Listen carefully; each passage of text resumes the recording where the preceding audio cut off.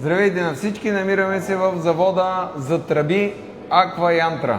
Искаме да ви покажем. Това са тръбите, които се използват в тези ВиК проекти, където е нашия приятел Манол Генов сега, нали така? И за напояване. И за напояване.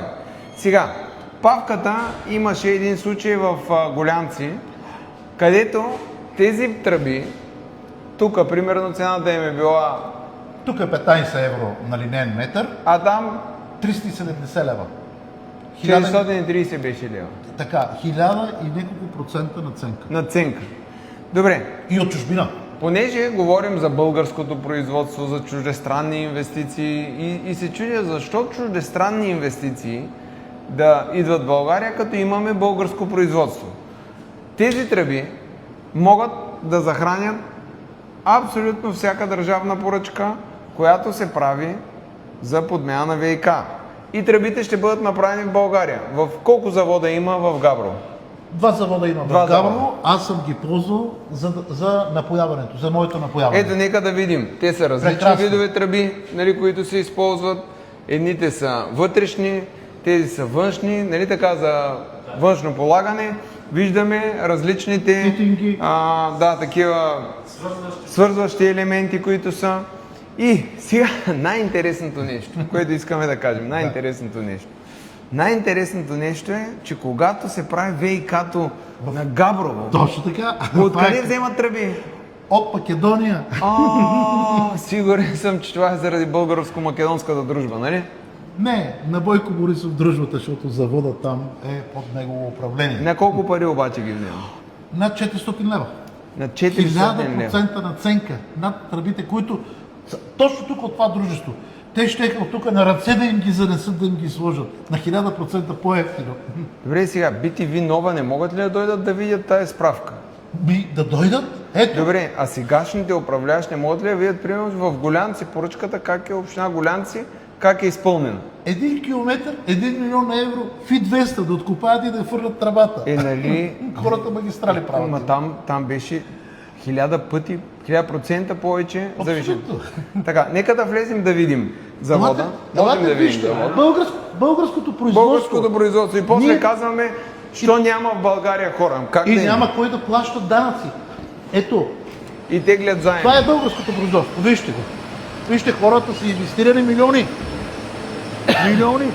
И нямат работа за това, защото нашите управляващи карват тръби от Турция, от Македония. Ето вижте какво предприятие. Погледнете. Сега ще видим новите управляващи, обаче само един проблем има, Павка. Сутринта ще кажат, купуваме българско производство, вечерта вкарват от Англия, примерно. Вижте каква гордост. Това е българско предприятие. Развойният център е тук. Всичко тук работят. Тук управляват хората. Аз съм взимал тръби от тук. И в 50 години дават гаранция за тръбите. Ето човека го пита. Какво говорим? Защо парите не остават в България? Вижте какви тръби. Защо? Питаме. Вижте какво предприятие.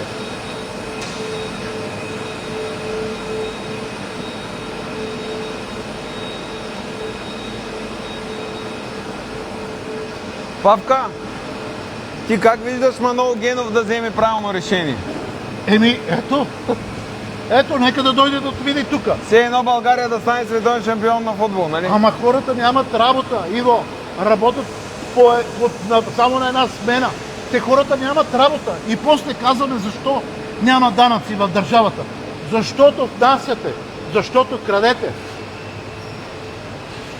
Ами ето, искам само да видите производство, всичко, българска фабрика и вместо да дойдат пари, Габрово, това си е технологичен център. Ела, да видиш, тук сама работи. Как е? Така, браво. Ето, как машината.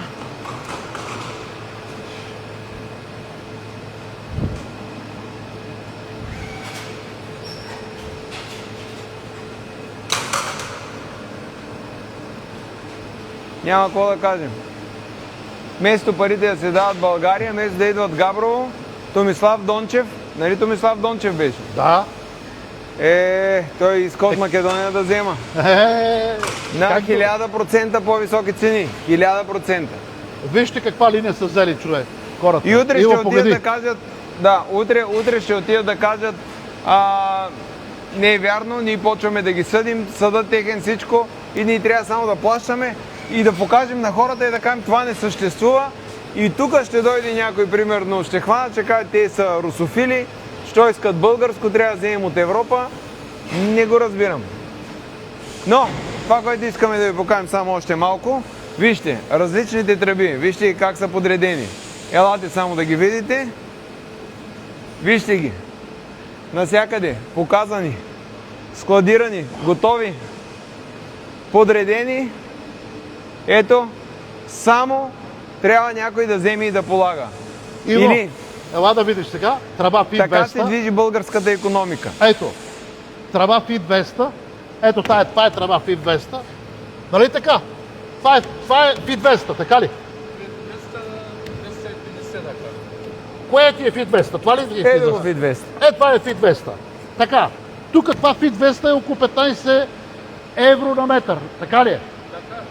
Така, тук FIT 200 е 15 евро на метър. Сега при високите цени. Точно така. А знаете ли колко го взима ВК Холдинга? 375 лева. Представяте ли Да си? го кажем 200 евро. Тук е 15 евро, те го вземат На 200 евро. 200 евро. И го внасят от чужбина. Не е да работят тук предприятията. Така че, И сега, виж, ще ни попитат разследващите. Добре, това притеснява ли ви? Има ли нещо съмнително? Имате ли документи, в които да докажете при кой са отшли парите? само да питам, колко години гаранция давате? 50 години гаранция. Представяте ли си? И имаме всичко. Ами, Павка, оставяме хората да си преценят, чакаме Манол Генов, новото управление. 1 стотинка, ако излезе извън България, означава, че всичко е било на празно и говори мала баба. Иво, хората очакват да работят. Българските производители. Имат сертификати, имат всичко. Чакаме и ние, искаме българското. Всички тръби, при обществените поръчки, Само парите в България. българското производство да носи точки, а не македонското. Нямам нищо против колегите от Македония, или от Румъния, или от Турция. Но ние имаме конкурентни цени, имаме Сигурен съм, конкурентни че в тръби. детските градини в Македония Точно така. не се хранят с българска лютеница, а сайвар от Македония. Нали Точно така. И така искаме от България. Само българско. Добре. Благодарим. Ето, Чао. вижте. Гласувах за Здравей. вас. Благодаря много. Браво. Ето, гледате ли? Искам със сигурност. Искаме Айде. българското Ще може да производство. нас снимате. Павка, една Айде. снимка.